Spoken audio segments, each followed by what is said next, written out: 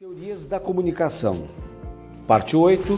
Paradigmas da comunicação organizacional. Olá, paradigmas da comunicação organizacional. Você sabe que no âmbito das nossas aulas, comunicação organizacional igual a comunicação empresarial. Você vai encontrar, aliás, em toda parte, referência à mesma área de estudo, com os mesmos objetos, os mesmos interesses, só que com designação diferente. A comunicação empresarial, segundo alguns teóricos, com foco maior nas empresas, enquanto que a comunicação organizacional não se limitaria às empresas, e sim ao mundo das organizações. No âmbito dessas aulas, a abrangência é a mesma. Muito bem. O que significa isso? Ora, a comunicação empresarial, a comunicação organizacional, remete-se também, ou faz uso, ou se beneficia das teorias articuladas pelos diferentes paradigmas. E esta aula aqui é justamente para estudar esse tipo de relação com esses paradigmas e como essas contribuições podem ser rearticuladas no âmbito propriamente da comunicação empresarial. Vamos lá. Olha, aí estão os paradigmas da comunicação organizacional. Há essa pesquisadora brasileira, que é a Adriana Casale, tá? Aliás, a Adriana Casale, uma espécie de representante da Escola de Montreal no Brasil, tá? A Adriana Casale é uma referência bastante interessante, permanente nesta aula aqui para nós. Ela faz referência às reflexões desses dois teóricos que, por sua vez, propõem quatro grandes paradigmas que dominam o pensamento da comunicação empresarial. O funcionalismo, você já sabe, tá? É aquela vertente. O funcionalismo às vezes se apresenta não apenas como uma vertente, mas ele mesmo como um paradigma, tá? Com toda a sua autonomia.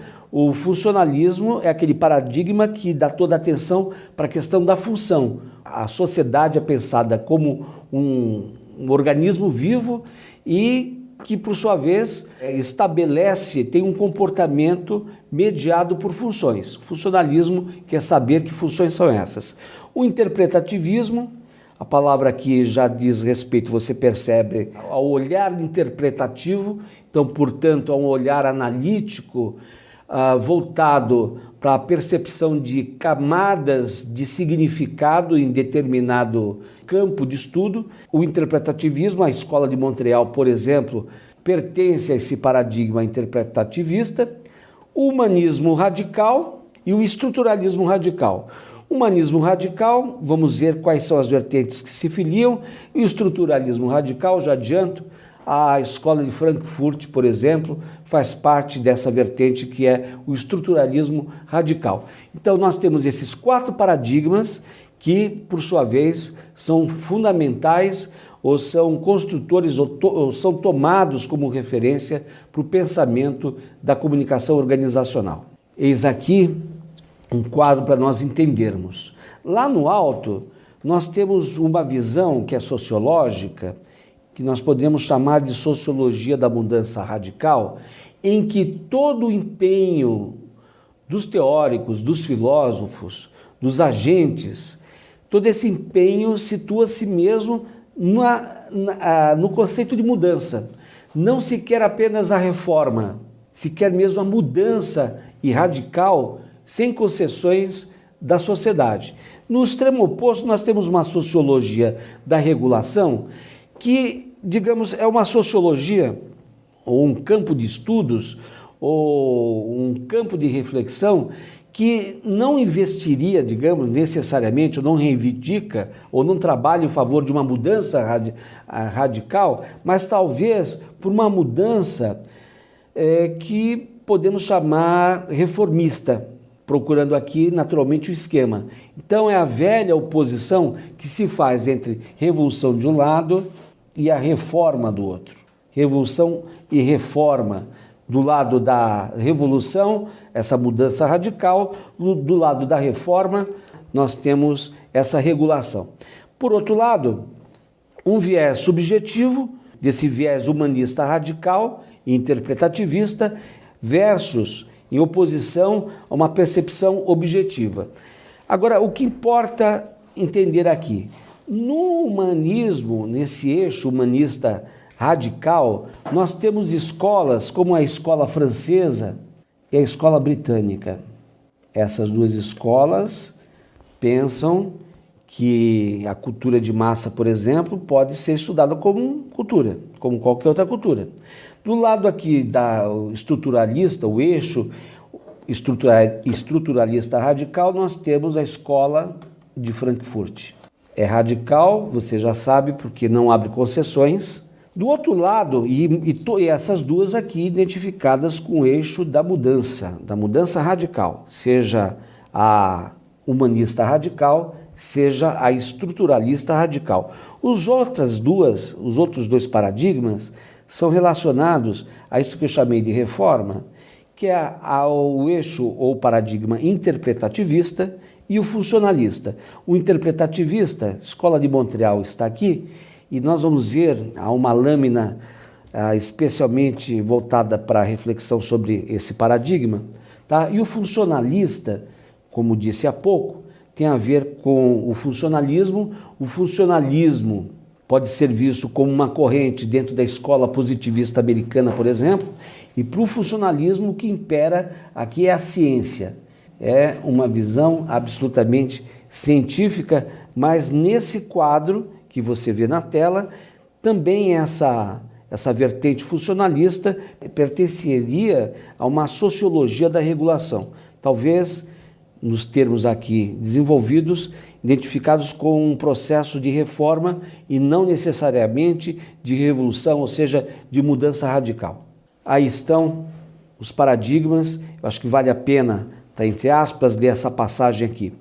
Ambos paradigmas, o humanista radical e o estruturalista radical, partilham a concepção de que a sociedade está em constante mudança, embora partam de pontos de vista diferentes. O humanismo radical é subjetivo, nós já vimos isso agora há pouco, preocupado com a emancipação do indivíduo, enquanto o estruturalismo radical é objetivo, explorando forças sociais, políticas, econômicas que subjugam a ação individual. Você viu? De um lado, a palavra-chave é a emancipação do indivíduo, né? O humanismo radical. O estruturalismo radical pensa, é verdade, o indivíduo também vai ser emancipado, obviamente vai ser melhorado, digamos assim, né? Há um progresso, talvez possamos usar essa imagem do progresso em benefício desse indivíduo. Mas a grande questão é da sociedade como um todo. Enquanto de um lado talvez haja essa visão da individualidade, do outro lado há uma visão da comunidade, da sociedade. E sempre por um viés, no caso do estruturalismo radical, pelo viés da mudança, da revolução. Aqui há uma outra tela que chama atenção, outro trecho, né, do texto da nossa pesquisadora, Adriana Casale, que chama outra vez a atenção para essas duas abordagens. As duas, né, a visão das organizações como prisões psíquicas, que é uma análise possível de se fazer, esse caso de Morgan, é um exemplo de abordagem humanista radical. Por outro lado, a visão das organizações como instrumentos de dominação ilustra o paradigma estruturalista radical. Nós temos uma visão das organizações como prisões psíquicas, é um exemplo da abordagem humanista radical, porque nós estamos pensando o indivíduo dentro, a pessoa, né, de uma pessoa, o indivíduo, portanto, dentro de uma empresa, e a empresa, por sua vez, percebida como prisão psíquica, justamente pelo fato de ela se organizar como um sistema burocrático de opressão, limitante, regrado e assim por diante. É um exemplo dessa abordagem humanista radical, mas a visão das organizações como instrumentos de dominação, aí sim se faz aqui referência ao Morgan, que é um teórico que nós vamos conhecer, ilustra o paradigma estruturalista radical.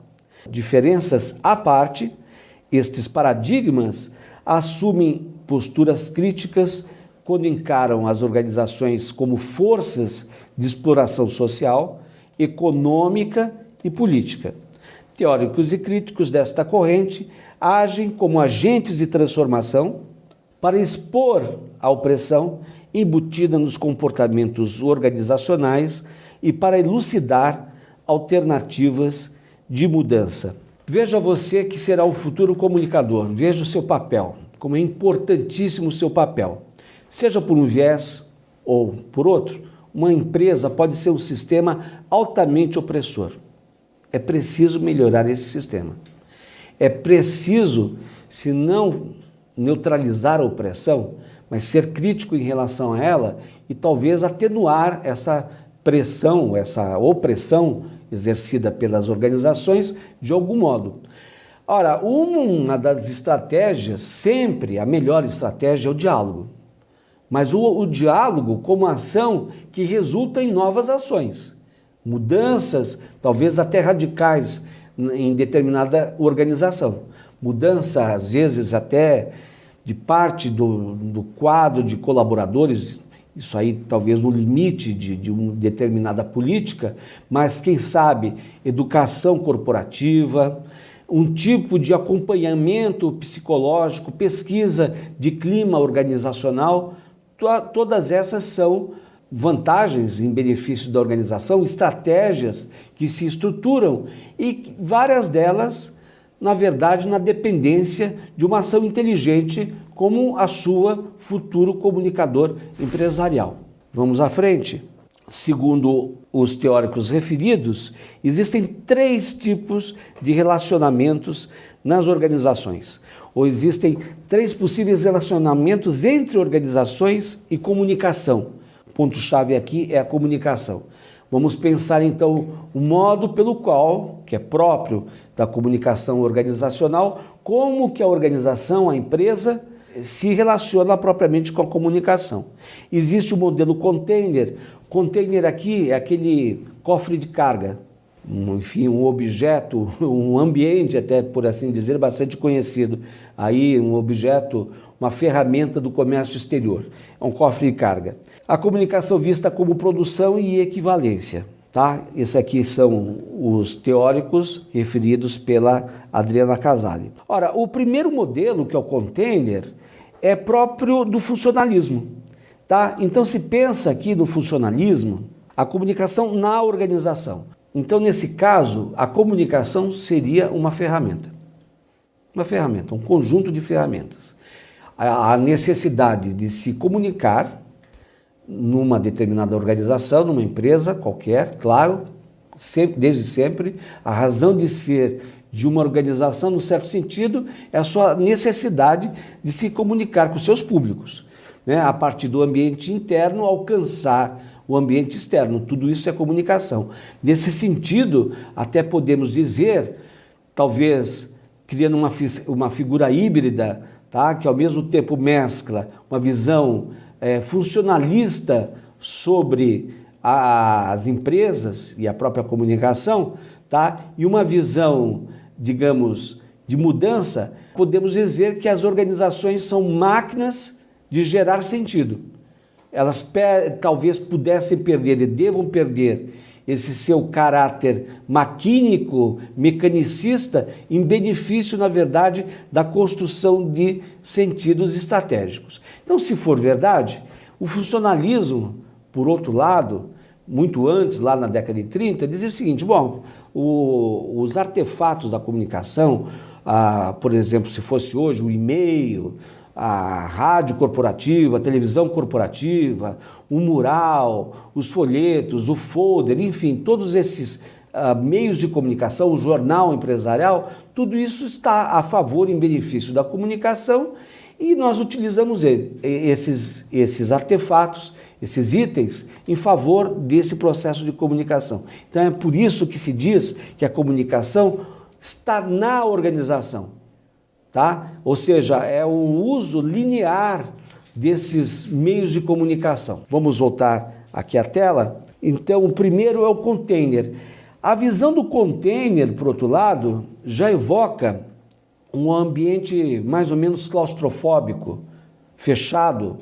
Daí essa visão mesmo, metálico, né? Quadrado, não é isso? A visão dura de algo duro funciona, portanto, aqui como uma metáfora para qualificar esse primeiro modelo, a comunicação na organização. Os outros dois modelos, pelo contrário, pensam a comunicação como produção e como equivalência. E nesse caso nós estamos falando da organização como comunicação. Você vai entender que uma grande reivindicação dos teóricos da área de comunicação organizacional não é reconhecer que a comunicação está presente na organização. É transformar, na verdade, a organização em comunicação. Eu usei uma metáfora há pouco, não é? A organização, a empresa, como uma máquina de gerar sentido, muito visando, né, não a comunicação na organização, mas sim a organização como comunicação. Mais à frente, olha, há esse trecho aqui, o conceito de paradigma interpretativista, esse paradigma que interessa a nós, aqui no âmbito daqueles paradigmas utilizados próprios da comunicação organizacional. O que diz o paradigma interpretativista? Ele está pensando aqui no modo pelo qual as pessoas se relacionam para gerar encontros. A comunicação propicia a geração de encontros, mas também confrontos. Não significa apenas encontrar um outro como se, enfim, as relações no âmbito da organização fossem pura e simplesmente essa do encontro, sem nunca enfrentar a questão do conflito. Sempre tentando visar a reconstituição dos significados. Nós temos aqui, as organizações são interpretadas pelos funcionários e pelos gestores. Veja como é diferente. Numa visão burocrática, dentro da teoria burocrática, de uma visão do começo do século, a voz do funcionário não era reconhecida. Aqui, muito pelo contrário, o gestor tem sua voz reconhecida, assim como o funcionário, embora naturalmente, os nomes já indicam, o lugar ocupado pelo gestor, haja uma hierarquia entre eles, mas a verdade é que é preciso, dentro das empresas que reconhecem o paradigma interpretativista como uma referência satisfatória para a sua ação como organização, é preciso reconhecer a voz do funcionário, do colaborador. Daí essa referência a essa figura. O paradigma possui fundamentos no interacionismo, essas palavras já são conhecidas suas, a questão da interação propriamente, das relações humanas, e mais aqui abaixo, isso aqui é uma conclusão, né? Dessa forma, a compreensão da realidade passa pela compreensão da relação entre as pessoas e entre as pessoas e as coisas. Nada tem sentido absoluto fora de um contexto, palavra contexto é determinante, palavra-chave, que variando pode modificar radicalmente o significado, a potência e a função de um dado. Vamos repetir muitas e muitas vezes. Em qualquer organização, o que vale mesmo são as pessoas. As organizações não são conjuntos de prédios, de mobílias, de artefatos biológicos, né, digitais. As empresas também não são suas viaturas. As empresas, as organizações são as pessoas. Esses são os agentes de construção, de mudança, de estabelecimento e de conservação da organização no tempo e no espaço. Essa é uma verdade que me parece absoluta e, no entanto, muitas vezes parece relegada a segundo plano, tomando como referência o comportamento de certas organizações de todos os portes, pequeno, médio e grande porte, né?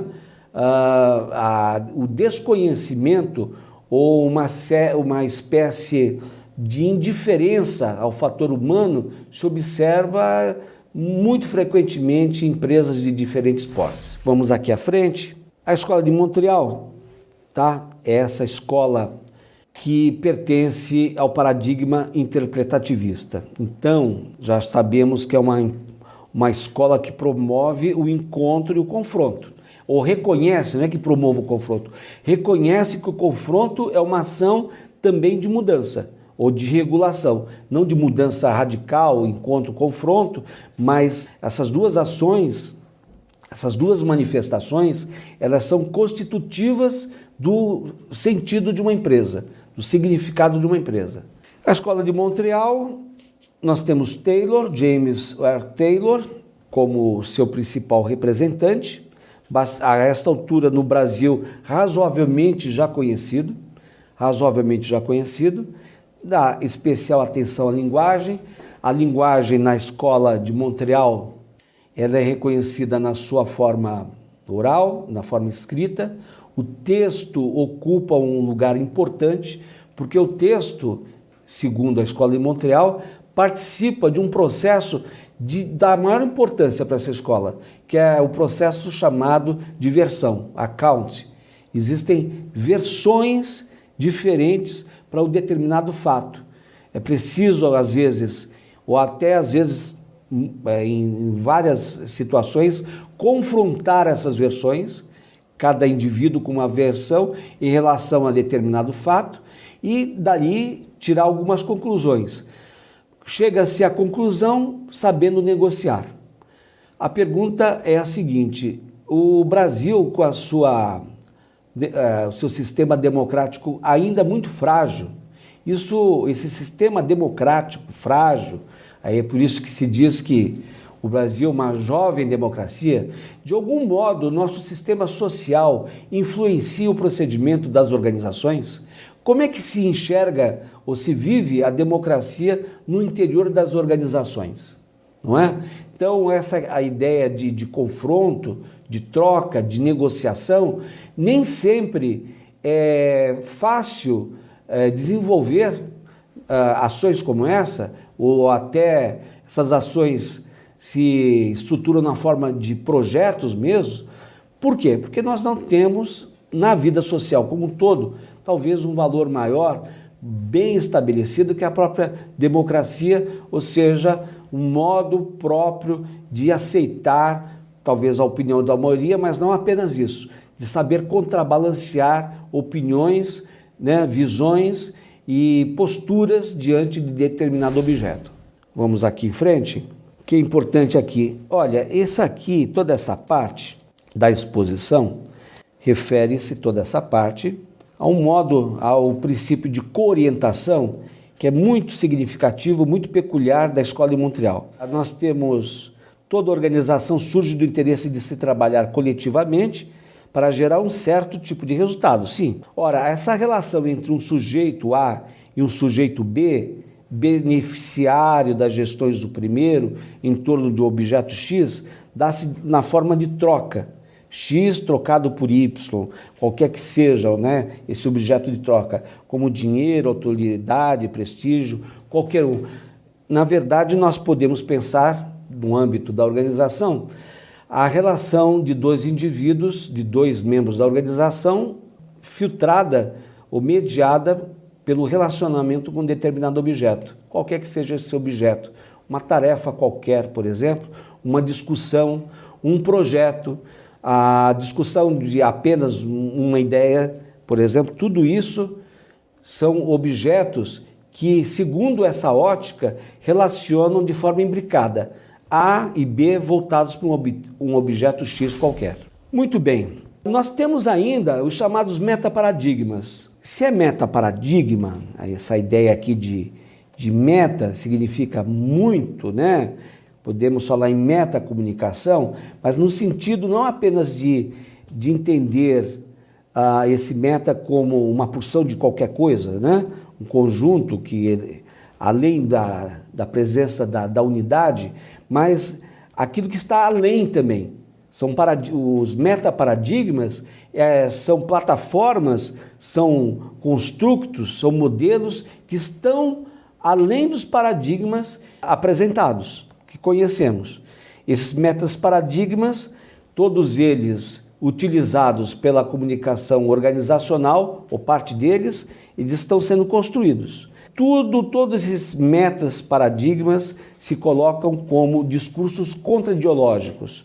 O discurso contra-ideológico dos paradigmas críticos radicais, o humanista e estruturalista, fundamentado na necessidade de mudança, ocorre concomitantemente com a contribuição de uma série de outras vertentes teóricas, pouco a pouco incorporadas. Essas são as vertentes teóricas, a dialógica, pós-moderna, a desconstrucionista, a reformista e assim por diante. Basicamente se diz o seguinte: esses metaparadigmas têm como referência o discurso contra-ideológico dos paradigmas críticos.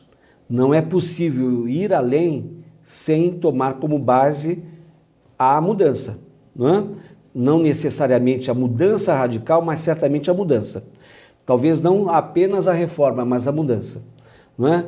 A mudança para algo diferente. Essa mudança às vezes se dá na forma de uma imbricação, de uma remodelação, ou uma remodelagem dos preceitos de determinados paradigmas. Mas é possível, esse é o papel dos chamados metaparadigmas, ir além daquilo que está aí. Você, como futuro comunicador empresarial, provavelmente vai participar de um momento, de uma era de reconstrução desses paradigmas. Indo à frente, aqui está o desejo de mudança, aqui sublinhado, o rompimento dos limites dos paradigmas, como referi, e o que se pretende também é utilizar muito frequentemente essa expressão, nós vamos voltar a ela depois, a noção de flatland, terra plana, que é contrária à tese de que existem dois níveis de realidade, o micro e macro. Por quê? Se for assim, se não há realidades diferentes, o micro, um nível que é microestrutural e também o outro macroestrutural, daí a ideia de terra plana, tá?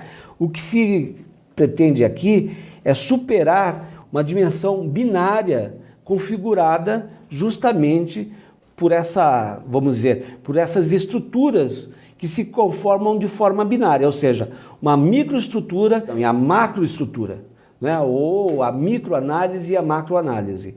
De que forma isso acontece? Ora, aquilo que é micro diz respeito ao indivíduo e o macro diz respeito à comunidade como um todo, à organização como um todo. Não haveria, segundo essa percepção de uma terra plana, diferença de níveis, porque uma coisa é a outra. Essa dimensão binária, o micro e o macro, é negada pelo conceito de flatland e ela torna a organização uma espécie de continente e os seus membros e processos vividos por eles um conteúdo. Se temos uma terra plana, é como se pudéssemos dizer: a organização é o indivíduo e o indivíduo é a organização. Não se trata absolutamente de repetir aquele chavão que é tão propício para várias organizações conservadoras, tá? Que tem uma visão absolutamente mecanicista com os seus colaboradores, que é dizer assim mecanicamente: essa empresa é uma família. Isso é ideologia pura, né? Da mais espúria, né? Você conhece, por exemplo, famílias que demitiram seus filhos? Né? Isso é um chavão utilizado ainda hoje, infelizmente, por várias organizações. Não se trata disso. Essa questão da flatland, na verdade, não se pensa pura e simplesmente a questão na forma de compromisso. O indivíduo é a organização é o indivíduo, porque o indivíduo tem determinados compromissos com a organização. Não é isso. Absolutamente não é. Na verdade, é algo bastante mais complexo em pensar a organização como uma comunidade fundamental, por vários motivos, inclusive, naturalmente, para os indivíduos. Eu quero agradecer bastante o seu interesse, sua presença e bons estudos. Muito obrigado.